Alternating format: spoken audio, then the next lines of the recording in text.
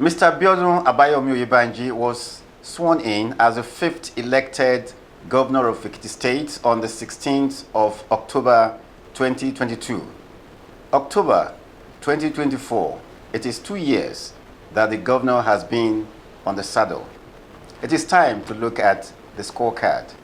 And in the studio of Puff Television, we have two members, leaders of IPAC, Inter-Party Advisory Council.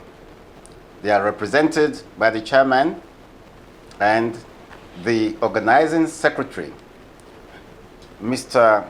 Owola Daramola, the chairman. You're welcome to Puff TV studio. Thank you. We also have the organizing secretary in the person of Joseph Anifowoshi. You're welcome, sir. Thank you, Mr. Moderator. It is time to look at the quality of governance Ekiti has experienced in the last 2 years under the leadership of Governor Biodun Oyebanji. You are in the IPAC as an association to look at quality of governance. What have you seen so far in the last 2 years? How satisfied are you with the quality of governance under Governor Oyebanji? Let's start with the chairman. Thank you very much. Yeah, Governor Biodun Oyebanji became a governor at a point we were not actually expecting him to be a governor, because he was not actually in the picture, in the real picture of events. But you know the way God works. He just brought him, and you see, when you have been chosen by God, there's nothing anybody can do about it. We have lots of people contesting for that position in various political parties. No matter what, he became the governor. Now, so when it started, I personally, as the IPAC chairman, because I was the IPAC chairman as well when he won the election, I wasn't expecting him to perform credibly well. I was not expecting him to go bad, because I think it's not going to be somebody that will have a roadmap into governance. That I think is not going to be somebody that has prepared himself for it. But surprisingly, I eventually realized that he has been tutored in the system. You know, he has been tutored with experience in the system. He has been in governance since the inception of the state. Even if you look at his history, he was part of those who actually fought for the state to be created, and he was a secretary. So he has been in the system ever since, and he has been the corridor of power. So he has the experience. And another thing that I really appreciate about him is whole advantage, the knowledge he has about the terrain of the state. It's because he has been in Ekiti. Is unlike governors that will just come from nowhere, governors that will just come from abroad. Governors, he has been part of this system. He has gone through everything with us. So all his activities, all his agendas, all his things are actually fashioned towards solving problems. So, and you know one thing the Hausa will do, if you go to buy a drug from them, they will ask you, have you used it? Have you ever used it? Did it work for you? So he has actually tested part of the problem, and he knows the solution. Another area I want you to know is that there are some certain places that he has actually touched, that I personally, I really give kudos to him, because look at some roads that he constructed. Look at this Jimaliu, that short route. No, I don't think any governor will think about constructing that road. But the problem that road is constituting in this state is more than what Old Garage is constituting. And they actually went there, he resurfaced, and they constructed the road. Look at Domisho Jano to Ajibabidele Road. All those are actually credits to him. Even as an opposition party chairman, I always tell people that whoever wants to come and govern this state through my own political party must take BAO as a yardstick. Because I will ask anybody that is coming to my party, can you do better than BAO? Can you do greater things that he has done? If not, what are we going to campaign with? Give him your roadmap. Let me see what you want to do. So I think he has tried, at least in the last 2 years. If a governor in the last 2 years could achieve that state compared to what some other governors that has actually governed the state has done, you will realize that, yeah, well, this is a better person. Mr. Anifuoshe, at the emergence of Biodun Oyebanji during the primary election of the APC, there was a lot of controversy. Many of the contestants within that party protested. Thank you, moderator. I will begin by saying that the emergence of Bao as an APC candidate in the last dispensation after their primary was divine. It was a divine arrangement, as I will say, looking at it from the spiritual angle as a prophet. I was not an insider in that party, but we noticed that he happens to be the only person who was not a practicing politician that came on board. And that was why he came like a thunderbolt. And everybody was dazed. It is true, the other people went on there, they went to CP, they were following the events from the opposition side, whether we could capitalize on that. But divinely, Bao primarily was up, followed by the party, even up to appeal court. So therefore, and immediately after his emergence, the way it started, even before the election, re-election, marvels everybody that it looked as if this was the angels or the savior you were waiting for. I will tell you personally, I was then the chairman of one of these parties, Action Alliance then. People could bear us witness. We have to move that party to a level of an anchor to ensure that we supported Biodun Oyebanji to become the governor. Because we have prayed, we have consulted, and we have discovered within ourselves and our group that if given that Gavin to govern Ekiti, he will perform wonders and do better than what we have been seeing in time past. And unfortunately then, my party could not produce candidate for that election. So he gave us an open check and we started mobilizing with my people. And we worked so hard with others like-minded as one of the anchor group, 2013 anchor group, then to ensure that Bao became the governor after the election. So what you're saying is that during the 2022 Ekiti governorship election, your party, Allied People's Movement. No, I was then an Action Alliance chairman. Okay. The Action Alliance. Yes, there was crisis in the party. They could not submit our candidate's name with IPAC. We discovered that we were the only party that could not participate in that election. So we have to use that system because of our experience and of my leaders at the state. We converted that to an anchor and we worked so hard with others group for the emergence of Okay. Now, Mr. Owola Daramola, Chairman IPAC, that election to a large extent was also seen as controversial. Thank you. I'll be talking. Diboko Sebe, for those who don't understand Yoruba, means you give money to the electorate to vote for you. Yes, I was fully involved in that election as a YPP chairman. We had a candidate in my party, and we really worked firmly to win that election as well. And at the same time, I was the IPAC chairman, so I was working with INEC at the same time to make sure that the election was free and fair. That election, yes, it was actually keenly contested. But there is one thing I will tell you. Let me start with this.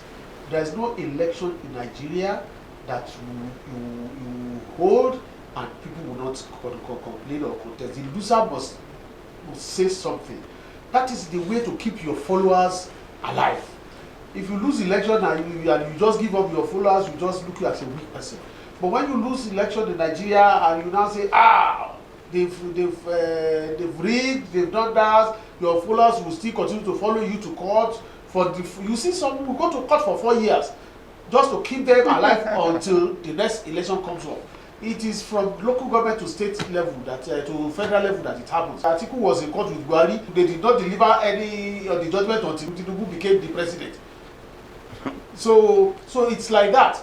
Two, is there any election in Nigeria that they will say they could say there?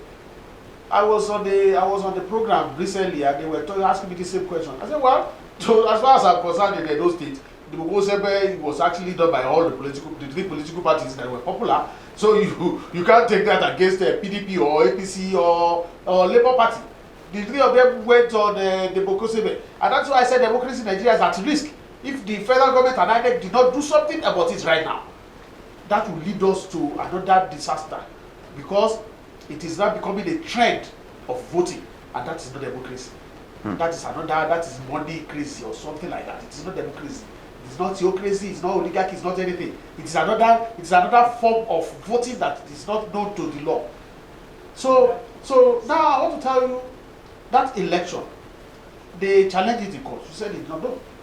They were in court for the primary. They were in court. They were in court for the primary and they lost. And the verdict of the court is always right. Anyway, as far as I'm concerned, whatever court says is what You're talking about the primary election? Yes. Okay. And the general election, well,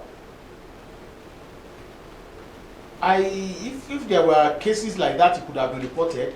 So every other thing is hearsay. And I don't also hold on to hearsay. Because I did not see anybody spend money, I did not see anybody collecting money. It is all a rumor.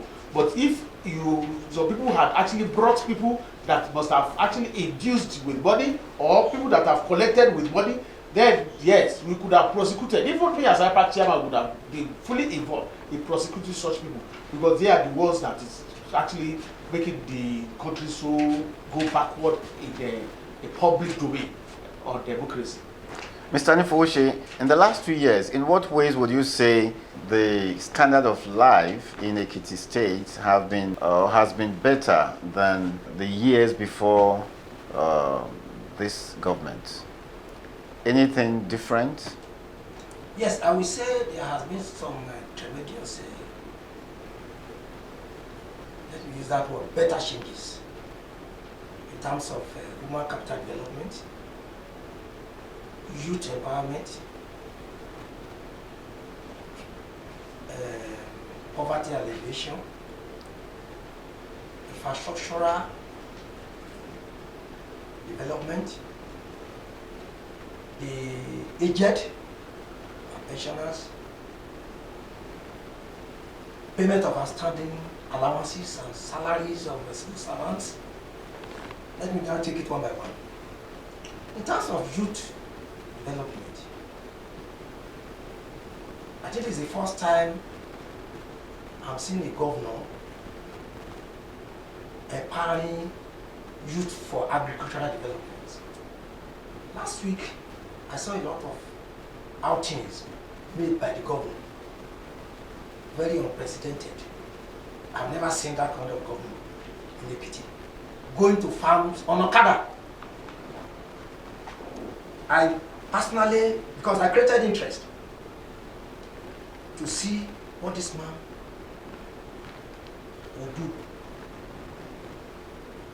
Because people like us who are exposed in the what we call the other side of governance, we don't support people and we will not monitor what he's doing. That is why we have to set up a KPI. What is that? Personally, let us keep performance indicator. Okay. So, the other government had 6 agenda. This one too has 6 agenda. But along the line, we have Ekiti development agenda, of which those 6 items were embedded in. So that agricultural aspect, there's the green revolution of the old Awolowo time is coming on board. Yesterday I was, somebody said something to me, I think the Commissioner for Agric, about poultry. The one that, they mentioned about 3 or 4 towns where thousands of these day-old chickens and other things that are being grown across Ekiti. So it's really working on the youth. The same with ICT, placing youth on the ICT platform. Then, the federal government too, I know that is the one facilitating those things, because most of the outing to Abuja and other things is working on federal agencies to see their presence in Ekiti. As I'm telling you now, there's a farm road in my village, in my town, has been graded. 2 big bridges were done there by Fadama. Those things have been there for donkey years, for decades. I know he has been working on those things under G to ensure that these federal agencies that has been indicated that we not notice them are now working. The roads are being opened. The second road in my town was started last week. And recently another road at what do you call it, Ile, will be opened for rice, which proposal has been submitted.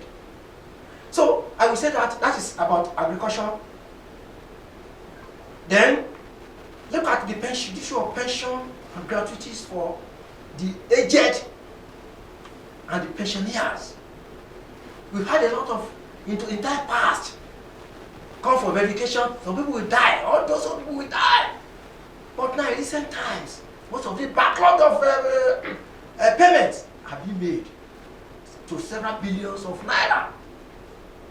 Where is this money coming from?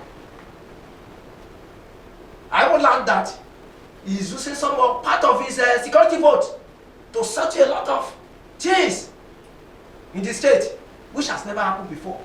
Some people will carry, some governors, without fact, will carry the security vote and save it somewhere for the rainy day. But he's not doing that, as you can see and verify. I'm not an insider, I'm not a member of the party, but as an official, as IPAC, we have every right to monitor and to look at what is going on within the polity. That is about the pensions, the aged, and so on and so forth. Then the other aspect of development agenda is infrastructure. My chairman said something now. That road, I lived in that place before. It was a death trap. The same thing with some other roads across the state. Look at Ocean Road. And that road has opened now for what we call agricultural input agricultural output to come to the city. And you can use that road to link to the next. The federal road agencies too are coming to in terms of road construction. Look at the Akure Road, the Ijan, the Ado Ijan, the Kare Road. I was there last week. I passed through that road. They have started working. The what do you call it? The Ifaki Road. They are working there too. And I learned that the Ifaki to Omoro too is already under consideration. Now I see, even from my town, there's an abandoned project there for about 50 years ago. The colleague Bemo Road is in this budget. So for somebody to be doing that, we won't say we are in opposition and we are condemning. We have to analyze and look at it. Has he done better than the past? Yes, he has done better than the people in the past.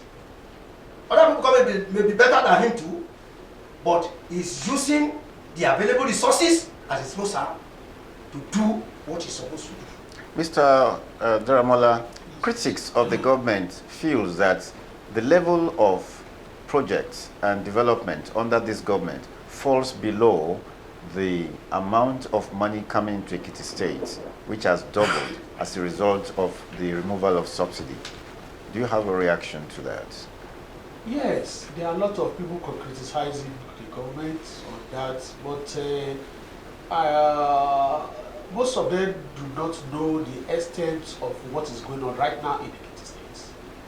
I, in company of other political party chairmen, will go on tour by next week around the state to see for ourselves what has been done. But personally, I've actually taken upon myself to visit some areas. You see, Ekiti State have a comparative advantage on agriculture because we have good land for planting. We have we also have advantage on the animal husbandry because of our weather and because of low disease in Ekiti State. So I think most of these developmental projects is channeled towards agriculture. If you see the landmass that is being cultivated in Ekiti State, I was in the Ministry of Agri last week too, and if you know the landmass that they have actually acquired and cleared for planting, which our people are not even utilizing.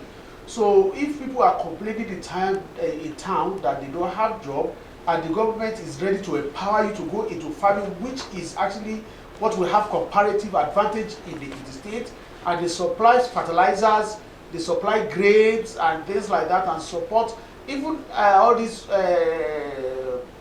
chemicals used in farming. If you go to Ministry of Agri, you can get it with your NIN at a very cheaper cost. All these are what people are not actually putting into consideration. Now, let me say something now. The governor said something in one of the outings I witnessed. He said the palliative he was distributing is not a measure to curb food insecurity. It is just to alleviate the suffering as at that time. That the farms they are clearing, that it is when those things comes up, that it is when they really, that it is when people go into farm and harvest. That is the solution to this problem of food shortage and scarcity. Okay. But if the governor on his own is actually doing that, and the people are not actually taking advantage of it, I think there's a problem on both sides anyway, because the government does not give adequate sensitization. There should be reorientation of people towards that, because our people believes in cheap money and easy money coming in than to work for it. And you have to live. Even as a Christian, you have to work before you eat, otherwise you will become worse than an infidel. And I think other religions as well. You don't have to be lazy. You have to wake up early and work. So if people are given reorientation, at my age I can still farm. I still farm. I'm a farmer in the state. I'm the secretary of the Pig Farmers Association of the state.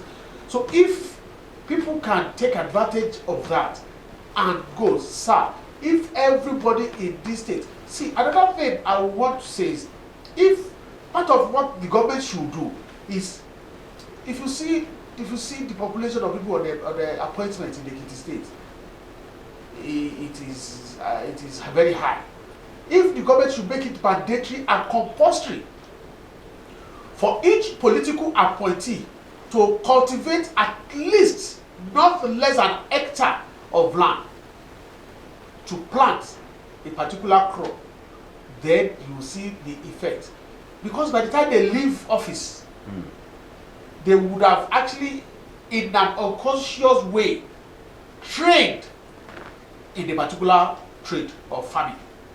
So the governor should also encourage all the people on the appointments to go back and cultivate at least 1 hectare of land. If you are taking salary, no matter how small it is, you should be able to cultivate plants. Even if it is just maize, corn, it's just plantain, plant. If it is cassava, plant. No matter what. And if it is just poultry of 1 crate of egg, which is just 35 birds, a crate is 30. So plus or minus, I'm an economist, 30 birds in a poultry cage. Then you'll be able to give us at least a crate of egg every day. So if you have about 30 people doing that, that is 30 crates of egg. You understand? So when we have all this, then the state can continue to develop from that. And then you see all these children coming up, they are in school. They should also be encouraged in their various schools to start agriculture. When I was in Christ school, I have a farm. From my Form 1 to Form 5, I had a school farm that I cultivate. There was a year I planted corn. There was a year I planted cassava. I planted yam when I was in Form 3. When I got to Form 4, I was put in the school cocoa farm. When I was in Part 5, I was put in the piggery. And that is why today I am one of the largest pig farmers in the Ekiti State. Because your experience from Because the experience I had when I was very young. So, my brother, the governor in his own capacity is developing areas that will actually end poverty and end hunger rather than elephant projects. You see, I think the bridge is the only major physical project that is being done in town. People of the fountain.